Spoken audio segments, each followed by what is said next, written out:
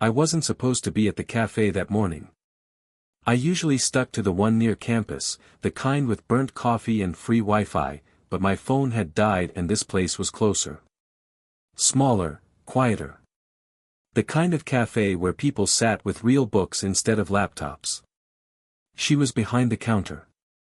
I'd seen her before, at my sister's house, during dinners where the table was always too crowded with noise.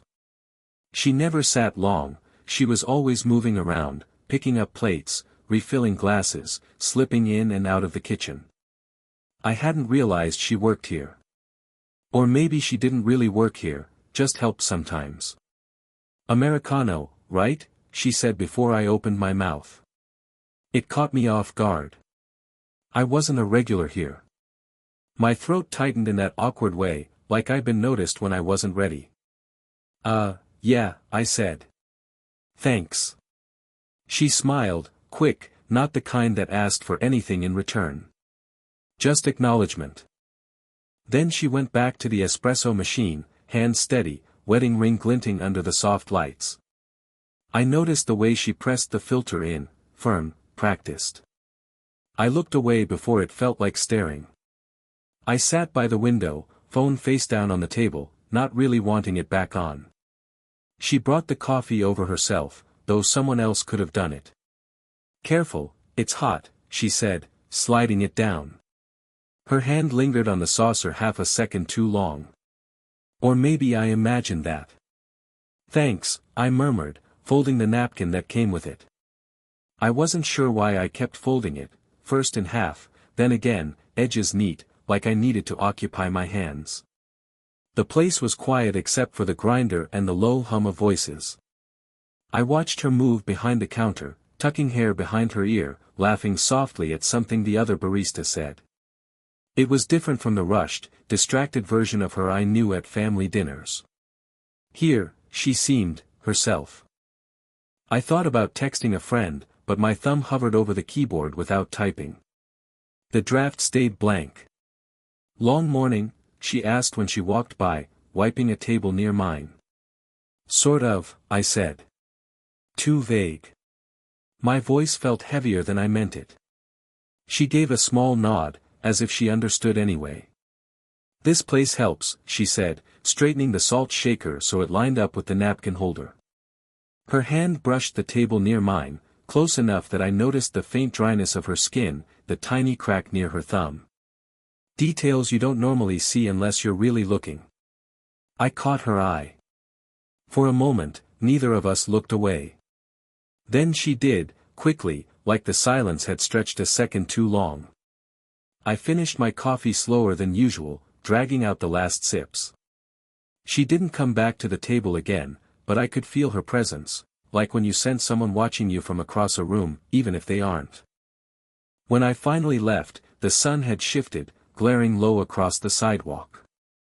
I dug out my phone, turned it back on, and there was one new message. Not from the friend I almost texted. It was from my sister's husband. Can we talk? Alone. I didn't reply to his message right away.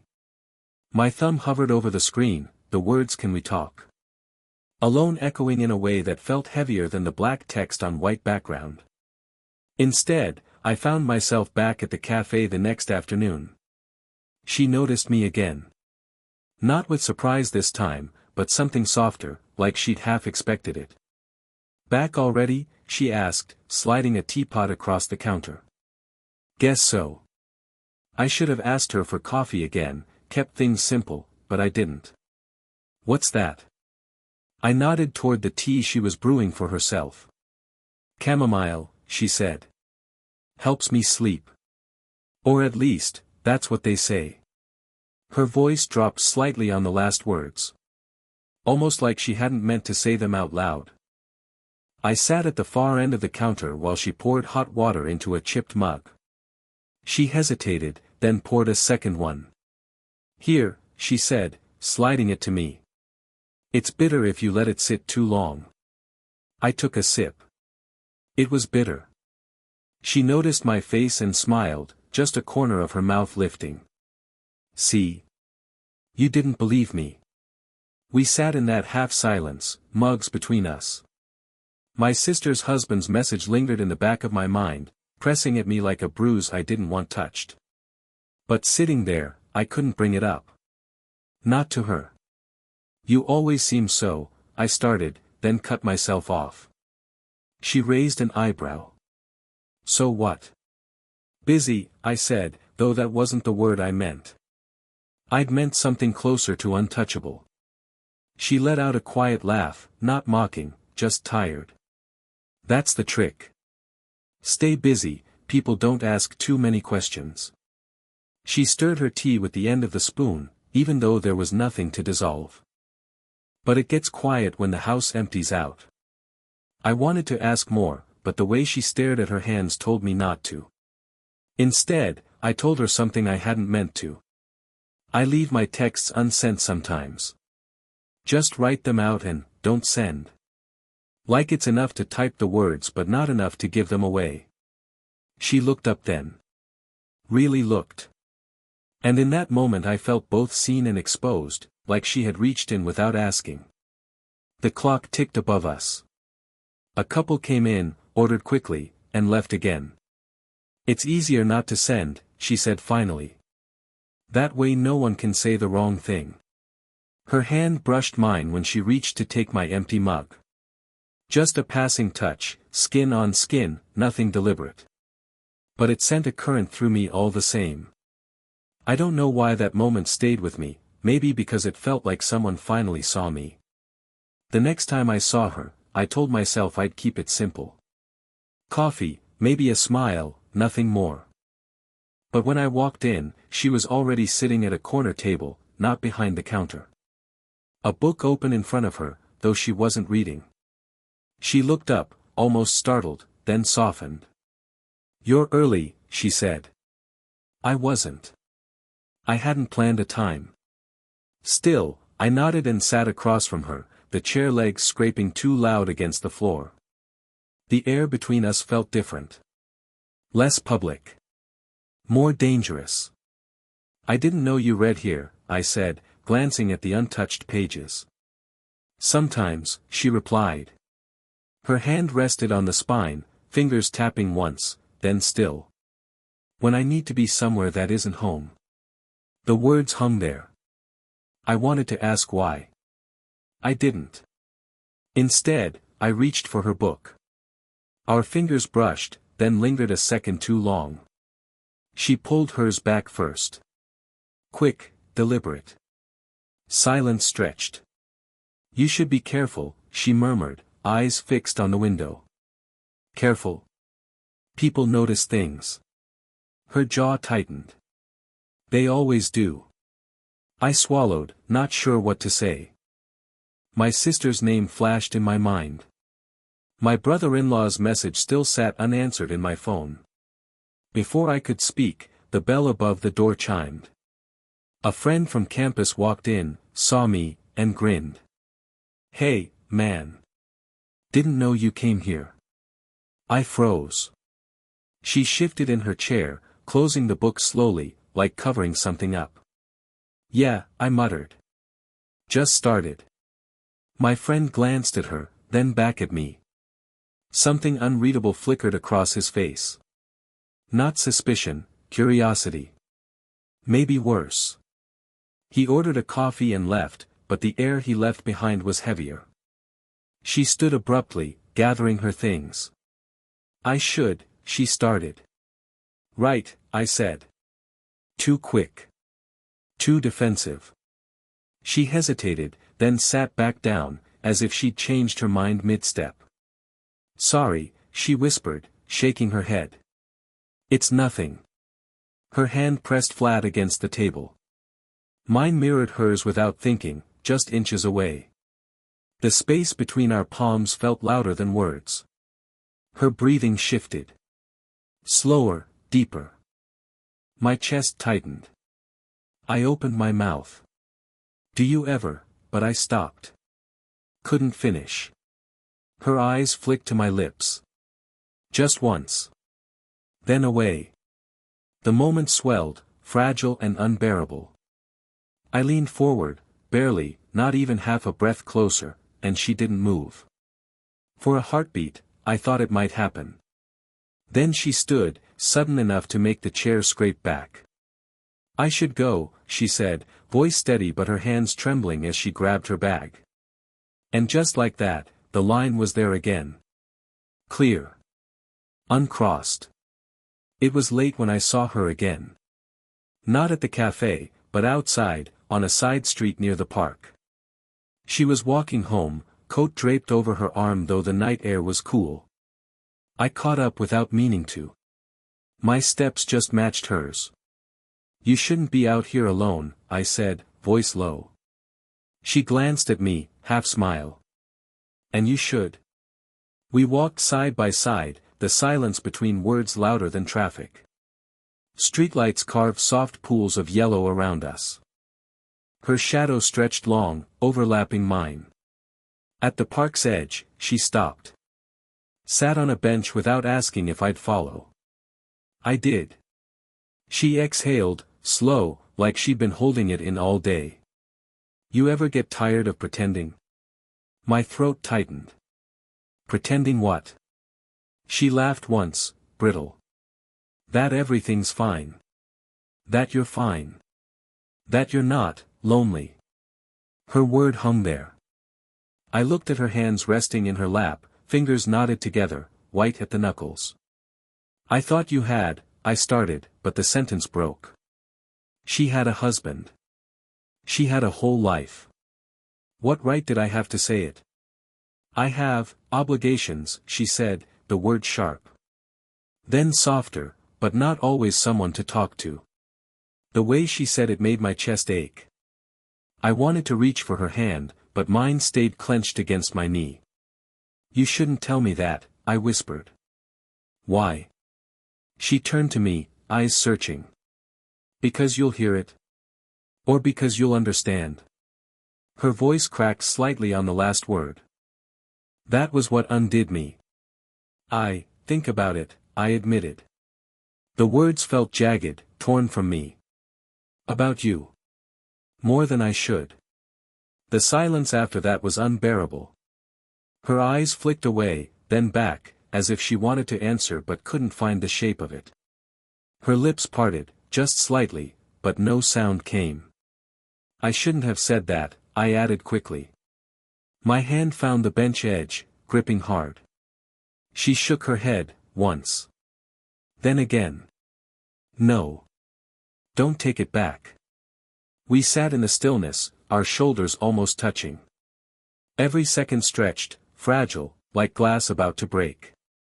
Her gaze drifted down to my hand, then back to my face. Slowly, she reached, not all the way, but enough that I felt the air shift between us. "Sometimes," she whispered, "I wonder if you see me. Or just what you want to see." Her words struck deeper than I expected. My breath caught. "I don't know," I admitted. "But I can't stop." The world shrank to that bench, that moment, the unspoken pull between us. Her hand hovered, just inches from mine. Waiting. Asking. Neither of us moved. And the question lingered there, unspoken, heavy in the night air: what happens if we do? The next morning, I went back to the cafe. Same time. Same seat by the window. She wasn't there. At first, I thought maybe she was late. The other barista gave me a nod, took my order without looking up. I kept glancing at the counter, waiting for her to appear, but the minutes dragged and the door stayed shut. By the time my cup was empty, I knew she wasn't coming. I didn't go back the day after. Or the one after that. I told myself I was busy, but the truth was I didn't want to sit in that chair and not see her again. When I finally returned, a week later, she was there, but different. She moved behind the counter with practiced ease, smiled politely at customers, never once letting her eyes meet mine. Not once. I waited, hoping she'd look over. She didn't. When she finally approached my table, it was only to set down the coffee. "Here you go," she said, voice level. No warmth. No lingering pause. Her hands stayed at her sides. I wanted to say something, anything, but the words clung to my throat. Instead, she turned and walked away. That night, I found myself drafting a message. Did I do something? Are you okay? I can't stop thinking about that night. I typed, erased, typed again. My thumb hovered over the send button until the screen dimmed and the words vanished with the lock screen. The next time I saw her, I noticed the small details first. A ring missing from her finger. Dark circles under her eyes, hidden beneath makeup that didn't quite cover. She was laughing with another customer, but it was too bright, too forced. And then I heard it, just a slip, her colleague saying something about her son back from university. I hadn't known. She never mentioned him. The thought hit me sideways. She wasn't just my sister's husband's wife, not just the woman I'd almost touched on a park bench. She was someone's mother. The weight of that sat heavy in my chest. When she finally came to clear my cup, her eyes flicked to me. Just once. A flicker, gone before I could read it. I wanted to ask, why didn't you tell me? Why did you pull back? But my mouth stayed closed, my hands pressed flat against the table. I watched her walk away, her shoulders drawn tighter than before. I didn't feel heartbroken. I felt paused. Like life forgot to finish the sentence.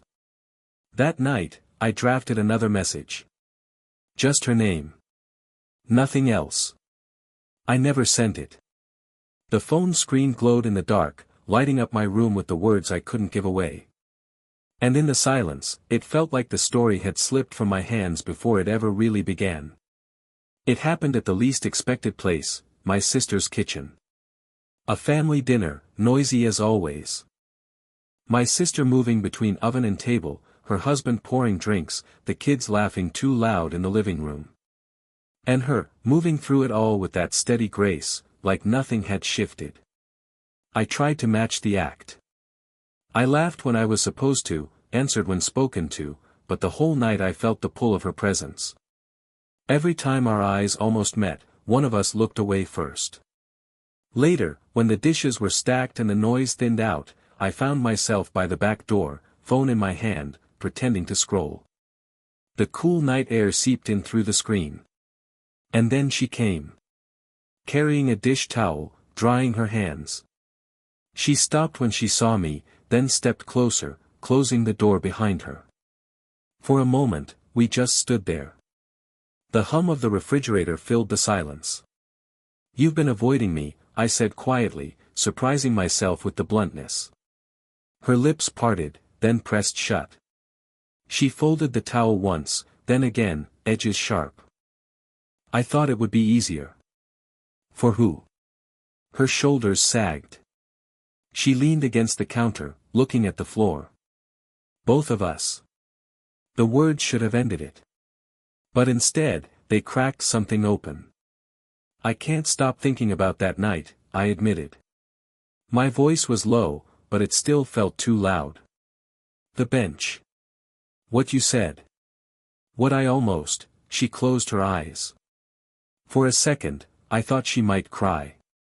But when she looked at me again, her gaze was steady. "You think it was just you?"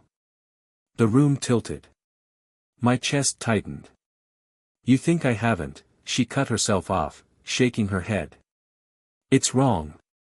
I know it's wrong. But it doesn't stop it from being there." The truth sat heavy between us, raw and unsaid until now. I stepped closer, not enough to touch, but enough that I could see the faint lines at the corners of her eyes, the way her breath caught. "I don't want to ruin anything," I whispered. Her hand trembled, fingers tightening around the towel. "And I don't want to lose this." She gestured faintly between us. "Whatever this is." The silence stretched. Not empty, but full. Finally, I let out a shaky laugh. "So what do we do?" Her lips curved, barely. Not a smile exactly, but something close. She reached out, just for a moment, brushing her fingers against mine. The touch was fleeting, but it steadied something inside me. "We breathe," she said softly. "We carry it. That's enough." Her hand slipped back, the distance returning, but the warmth of that brief touch stayed. I nodded, meeting her eyes. "Okay." And for the first time in weeks, the word felt like enough. Months passed. Seasons shifted without ceremony. I still went to the cafe, though not every day. Sometimes I found her there, sometimes not. When she was, we spoke in small ways, about weather, about books, about how the tea still tasted bitter if you let it sit too long. It was never dramatic. No secret rendezvous, no desperate confessions. Just steady threads woven into ordinary days. At some point, she stopped wearing the practiced smile she gave to strangers when she looked at me. At some point, I stopped folding napkins just to fill the silence. We walked together sometimes. To the park, past the bench where everything almost happened. We didn't sit there again, not for months. But when we finally did, it felt different. Calmer. Like the weight had eased, though the memory stayed. Her hand brushed mine on the wooden slats. This time, neither of us pulled away. "I used to come here alone," she said softly. "Now I don't have to." The words weren't a confession, but they felt like one. I thought of that night in my sister's kitchen, of the towel folded sharp in her hands. Of the first Americano she remembered without asking. Of my phone glowing at 8:47 a.m. with a message I never sent. All of it had led here. Not to fireworks or declarations, but to this, two people sitting side by side, letting the world pass by without needing to rush. Sometimes I still wrote unsent messages. Old habit. But now, more often than not, I sent them. Simple ones. "Here at the cafe. Tea's better today. Want to walk?" And she always replied, not with many words, but enough. Her son came home more often. I met him once, briefly, awkwardly, but he smiled when she introduced me as a friend. It was enough. Life wasn't perfect. It never is. But it was warmer, steadier. She still carried her obligations, I still carried my doubts. Yet somewhere between the coffee and the walks, between the silence and the small touches, something had shifted. We had chosen not to break, but to bend. And in bending, we found room for each other. One morning, we sat on that bench again. The sun was sharp through the trees. She handed me her thermos, chamomile steam curling out, and I traded her my black coffee. She took a sip, winced at the bitterness, and laughed, really laughed this time. I laughed too. The sound stayed with me long after. I don't know what the future holds. But I know this, when she looks at me, it feels like the sentence finally finished. And I never want to stop reading it. Sparkles, did this story stay with you? What kind of quiet, real love stories do you want to hear next?